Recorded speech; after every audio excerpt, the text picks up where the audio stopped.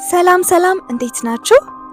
ዛሬም ተከታታይ ምርመራችን ሕግና ጸጋን በተመለከተ እንቀጥላለን ማለት ነው።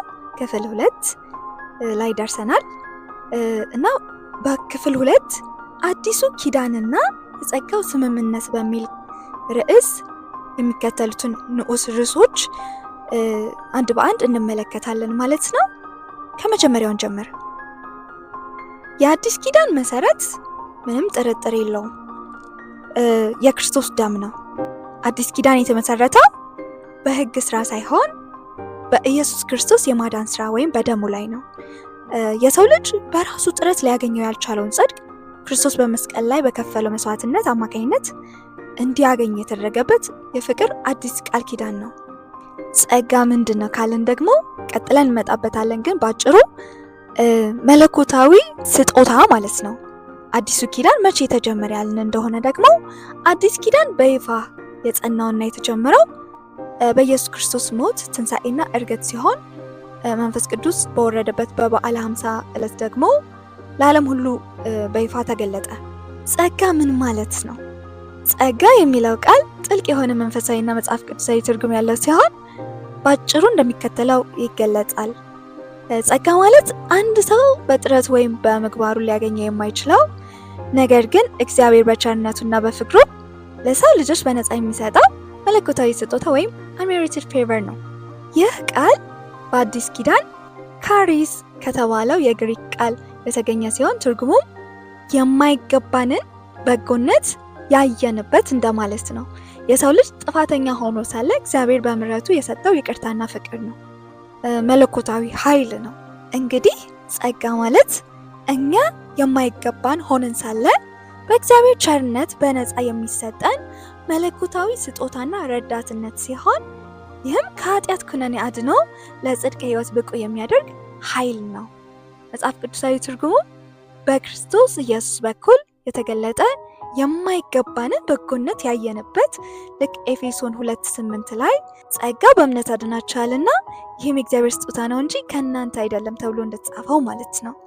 በአዲሱ ኪዳን ውስጥ ምን ስምምነቶች አሉ ተብሎ ለሚጠየቀው ጥያቄ ደግሞ ትክክለኛና ቀጥተኛው መልስ በአዲሱ ኪዳን መጽደቅ የሚገኘው በሕግ ስራ ሳይሆን በክርስቶስ ቤዛነትና በእምነት ብቻ በመሆኑ ሰው ያለ ሕግ ስራ በእምነት እንዲጸድቅ ይቆጠርለታል። ይሄ ነው ስምምነቱ። በእምነት ያው መርሳት የሌለብን ሕግ በሙሴ ተሰጥቶ ነበርና ይላል፣ ጸጋና እውነት ግን በኢየሱስ ክርስቶስ ሆነ ስለሚል ጸጋና እውነት የተገለጠልን በአዲስ ኪዳን ጸጋው ከመጠን ይልቅ እንደበዛ እናያለን በክርስቶስ ማለት ነው። እና ሮሜ 10:4 ላይ ደግሞ ክርስቶስ የሕግ ፍጻሜ ነው ይለናል። ክራይስት ኢዝ ዘ ኤንድ ኦፍ ዘ ሎው ይለናል። እና የሕግ ፍጻሜ እንደሆነ ክራይስት ይልቁንም ደግሞ ጸጋና እውነትን ደግሞ በእርሱ እንዳየን እንደተረዳን እንግዲህ ምስክሮች ነን። የአዲስ ኪዳን መሰረት ያው እንደተነጋገርነው የክርስቶስ ደም ስለሆነ እኛም ደግሞ የጸደቅነው በእርሱ በማመን እንጂ በሕግ ስራ አይደለም። ሮሜ 6:14 እናንብብ። የ1962 ትርጉም ኃጢአት አይገዛችሁምና ከጸጋ በታች እንጂ ከሕግ በታች አይደላችሁምና ይላል። እግዚአብሔር ይመስገን። ሕግ ሞግዚታችን ሆኖ እንደ ኤሌመንትሪ እንደ ኬጂ እንደ ሕፃን አድርጎ ሞግዚት አድርጎ ሚዘን አትያዝ፣ አትንካ፣ አትቅመስ እያለ እያሯሯጠ ሲቀጣ የሚቀጣ የሚያስመርር በሱ ከሱ ስር ሳትሆኑ ከዚህ በኋላ እሱ የሚያድንም ስላልሆነ የሞት አገልግሎትም ብሎታል። አሮጌ ከነሱም እኮ ኦልድ ቴስታመንት ነው አይደለም የሚለው፣ ኦልድ የቀደመው ያረጀ ያፈጀ ውራጅ እንደውም ይለዋል እኮ። እና እንዲህ ነው ለሕግ አልተቻለውም፣ በቃ እኛን ለማዳን አልተቻለውም። ሕጉ በራሱ ፍጹም ነው፣ ግን እኛም በተመለከተ ግን የሚያጸድቅ አይደለም። ስለዚህ እንደውም ጽሕፈት ነው የሚጨምርብን፣ ዕዳ ነው የሚጨምርብን። ከዚህ የተነሳ ክርስቶስ በእኛ ፋንታ ቤዛ በመሆን ሰብስቲቱት አደረገንና የእሱ ጽድቅ ለእኛ ተቆጠረልን። በእኛ ፋንታ የእኛን ኃጢአት ወሰደና ከፈለ ማለት ነው። ከዚህ የተነሳ ለሕግ አንገዛም፣ ነፃ ወጥተናል፣ ዕዳ የለብንም። ይልቁንስ ከዚህ በኋላ አሮጌው ማንነታችንን ገድሎ በውስጣችን የሚኖሩ ራሱ እግዚአብሔር ነው ማለት ነው እና ከጸጋ በታች እንጂ የሚለው በቃ ከእግዚአብሔር የተትረፈረፈ ኃይል ችሎታ ከዛ ታች ናችሁ፣ በእርሱ ጥላ ስር ናችሁ፣ ከሕግ ግን ባርነት ወጥታችኋል ነው የሚለን። ሕያው ቃል ደግሞ የሚለውን ስሙ፣ በጣም ነው የሚገርመው። ከዚህ በኋላ የምትኖሩት ለኦሪት ሕግ በመታዘዝ ሳይሆን ለእግዚአብሔር ጸጋ በመገዛት በመሆኑ ኃጢአት በሕይወታችሁ ላይ ሊነግስ አይችልም። ዋው! እግዚአብሔር ይክበር። እንግዲህ ከዚህ በኋላ የምትኖሩት ለኦሪት ሕግ በመታዘዝ አይደለም ተብለናል። ከዚህ በኋላ ለእግዚአብሔር ጸጋ በመገዛት ነው። ኃጢአት በሕይወታችን ላይ ሊነግስ አይችልም። አሮጌው ማንነት ስለሞተ በአማኝ ላይ ስለሞተ ከዚያ በኋላ መንፈስ ቅዱስ በውስጣችን ይኖራል። አዲሱ ሰው ነን። አዲሱ ሰው ደግሞ በየጊዜው መሻሻል ያለበት እንደዛ አይነት አይደለም። አዲሱ ሰው በክርስቶስ የተፈጠረ ነው። ስለዚህ ከእግዚአብሔር የተወለደ ኃጢአትን አያደርግም ተብሎ እንደተጻፈ ዘሩ በእርሱ ውስጥ ስላለ የአዲሱ ሰው ማለት ክራይስት የሰራው እሱን ልበሱት ነው የተባለው እና እሱ ነን እኛ። በቃ ለሕግ ከሞትን፣ ለአሮጌው ኪዳን ከሞትን፣ ለኃጢአት ከሞትን በክርስቶስ ካመንን ከዚያ በኋላ አዲሱ ሰው ነው እንጂ የሚኖረው አሮጌው ማንነት ከክርስቶስ ጋር ይሰቀላል እና ይህንን በደንብ ኤምፋሳይዝ አድርገን ማየት አለብን። እንግዲህ ቅድም እንደተነጋገርነው በአዲሱ ኪዳን ውስጥ ምን አይነት ስምምነት አለ? እምነት ነው። ሮሜ 3:28 ላይ እንደምንመለከተው ሰው ያለ ሕግ ስራ በእምነት እንዲጸድቅ እንቆጥራለንና ተብሎ እንደተጻፈ ያለ ሕግ ስራ ነው የሚለው። ለሚሰራማ ምንዳ፣ ዋጋ፣ ደመወዝ አለው። ለማይሰራ ነው ጸጋ፣ ስጦታ የሚሰጠው አይደለ? ትንሽም ቢሆን የሚያስከፍለው ነገር ካለ ያ ጸጋ መሆኑ ይቀራል ወይም ስጦታ መሆኑ ይቀራል። ይህም እግዚአብሔር ያለው ቃል ነው። ወንድሞች እህቶች፣ የእግዚአብሔርን ቃል ነው እስካሁንም እያወራን ያለ ነው። ከእኔም አንዳች የተናገርኩት ነገር የለም፣ እንደምታዩት ነው። የእግዚአብሔር ቃል ይመረምራል፣ ይመርምረን።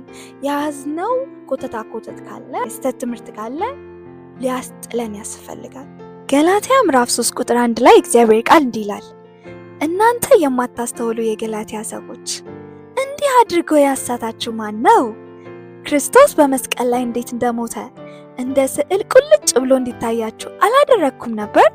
እስቲ አንድ ነገር ልጠይቃችሁ።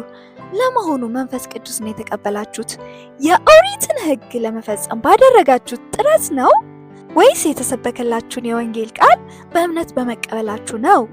በመጀመሪያውኑ የኦሪትን ሕግ በመጠበቅ መንፈሳዊ ሕይወት ልታገኙ አለመቻላችሁን አውቃችሁ በእምነት ከጀመራችሁ በኋላ ተመልሳችሁ ይህንኑ ሕግ በመጠበቅ መንፈሳዊ ሕይወታችን ፍጹም ይሆናል ብላችሁ እንዴት ታስባላችሁ? ሞኞች ናችሁ ልበል? በወንጌል ምክንያት ብዙ መከራ እንደተቀበላችሁ አውቃለሁ። ታዲያ ይህ ሁሉ ከንቱ ሆኖ ይቅር? ማመኑ ቸገረኝ ይላል። ሚገርም ነው። ተመልከቱ፣ ገላትያውያን የሚድኑበትን እውነት የተቀበሉት በማመን ነበረ እንጂ የኦሪትን ሕግ ለመፈጸም በሚያደርጉት ጥረት እንዳልሆነ ይጽፍላቸዋል። እንደ ስዕል ሁሉ ነገር ክርስቶስ የሰራው ሁሉ ያደረገልን ነገር ሁሉ ተሰብኮላቸው እያለ በዓይናቸው እንደተሳለ እንዳዩት ያክል ማለት ነው። እንደዛ እንዲታያቸው ተሰብኮላቸው እያለ እንዴት ወደዚህ ወደ ከንቱ ትምህርት ተመለሳችሁ? ማመኑ ቸገረኝ እያለ እያዘነ ሐዋርያው ጳውሎስ ሲጽፍላቸው እንመለከታለን። እንግዲህ ገላትያውያንን በተመለከተ ራሱን የቻለ አንድ ክፍል ስለተዘጋጀ እሱ ላይ እንመለከታለን። ነገር ግን በዚህ ያለው መልእክት እንደሚያሳየን በእምነት ነው መዳን የሚገኘው እና መንፈስ ቅዱስንም አንድ አማኝ የሚቀበለው የሆነ ፐርፎርማንስ ስላሳየ ምናምን አይደለም፣ ወይም የኦሪትን ሕግ ምናምን ለመፈጸም ባደረገው ጥረት የሆነ በቃ አይደለም፣ በእምነት ነው። ታዲያ በእምነት ጀምሮ በስጋ መጨረስ እንዴት ያሳዝናል! በስጋ መጨረስ ማለት የኦሪት ሕግ እንግዲህ ቅድም ተመልክተናል። ለዛ አገልጋዮች አይደላችሁም፣ ለዛ ሕግ ለኦሪት ሕግ ሞታችኋል ተብሎ እየተጻፈ ዕዳ የለባችሁም። ዕዳማ ቢኖርባችሁ የዛም በድንጋዩ ላይ የተጻፈው ፍርድም ዕዳ አለባችሁ። ነገር ግን ከዛ ነፃ ናችሁ ተብሎ የተጻፈልን እሱን ከንቱ አድርጎ እንደገና ወደዛ ወደማይረባ ጥረት ወይም ወደ ሰልፍ ራይቸስነስ መመለስ ማለት ይሄ መሞት ማለት ነው። እና እንዴት ወደዚህ ወደ ከንቱ ነገር ትመለሳላችሁ ብሎ ሲጠይቃቸው መልእክት ሲጽፍላቸው እናያለን። ሲመክራቸው እናያለን። ሲገስጻቸው እናያለን። አሁንም የተደበላለቀ ያልጠራ እምነት ብንይዝ እንደ ቃሉ መሰረት መጣል ያለብንን መጣል አለብን ወገኖቼ። ሕግን በመጠበቅ መንፈሳዊ ሕይወታችን ፍጹም ሊሆን አይችልም። ቃሉ ነው የሚነግረን። በሮሚ ምዕራፍ 10 ቁጥር 4 ላይ የእግዚአብሔር ቃል እንዲህ ይላል፣ የሚያምኑ ሁሉ ይጸድቁ ዘንድ ክርስቶስ የሕግ ፍጻሜ ነውና፣ ሙሴ ከሕግ የሆነውን ጽድቅ የሚያደርገው ሰው እርሱ በሕይወት እንዲኖር ጽፏልና። ከእምነት የሆነ ጽድቅ ግን እንዲህ ይላል፣ በልብህ ማር ወደ ሰማይ ይወጣል አትበል፣ ይህ ክርስቶስን ለማውረድ ነው። ወይም በልብህ ወደ ጥልቁ ማን ይወርዳል አትበል፣ ይህ ክርስቶስን ከሙታን ለማውጣት ነው። ነገር ግን ምን ይላል? በአፍህም በልብህም ሆኖ ቃሉ ቀርቦልሃል። ይህም የምንሰብከው የእምነት ቃል ነው። ኢየሱስ ጌታ እንደሆነ በአፍህ ብትመሰክር፣ እግዚአብሔርም ከሙታን እንዳስነሳው በልብህ ብታምን ትድናለህና። ሰው በልቡ አምኖ ይጸድቃልና በአፉም መስክሮ ይድናልና። መጽሐፍ በእርሱ የሚያምን ሁሉ አያፍርም ይላልና።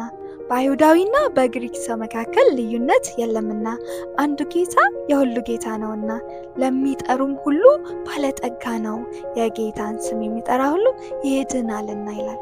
ስለዚህ የሚያምን ሁሉ ይጸድቅ ዘንድ ክርስቶስ የሕግ ፍጻሜ ነው ተብሎ ተጽፏል። እንግዲህ እኔ ምንም ማብራራው ነገር የለም፣ በጣም ግልጽ ነው። ከራሴም አልተናገርኩም። ይኸው የእግዚአብሔር ቃል። የአዲስ ኪዳን ስምምነት እምነት ነው። ያለ እምነት እግዚአብሔርን ደስ ማሰኘት አይቻልም። ጻድቅ በእምነት በሕይወት ይኖራልና ተብሎ እንደተጻፈ ማለት ነውና፣ ስለዚህ ከእምነት የሆነው ጽድቅ ምን ይላል? ሰው በልቡ አምኖ በአፉ መስክሮ ይድናል ወይም ይጸድቃል ይላል። ያ ቃል ደግሞ ያ የእምነት ቃል የተባለው ከኛ የራቀ እንዳልሆነ ግን እዛው በአፋችን በልባችንም ቅርብ ሆኖ ወንጌሉ አጠገባችን እንዳለ ይናገራል። ስለዚህ ኢየሱስ ጌታ እንደሆነ በአፋችሁ ከመሰከራችሁ፣ እግዚአብሔርም ከሙታን እንዳስነሳው በልባችሁ ብታምኑ ትድናላችሁ ነው። በቃ ይሄ ዘጋው። ያለ እምነት ደግሞ እግዚአብሔርን ደስ ማሰኘት አይቻልም። ብንችልማ አዎ ሕግን የሚፈጽመው ሰው በሕይወት እንደሚኖር ሙሴ ጽፏል። ነገር ግን አፍ ሁሉ ተዘግቷል። ማንም ሕግን ሊፈጽመው የቻለ የለም። ለዛ እኮ ነው ክርስቶስ የሕግ ፍጻሜ ሆኖ የመጣውና ጸጋውም ያለ ሕግን የተገለጠ። አያችሁ፣ ዕዳ የለብንም።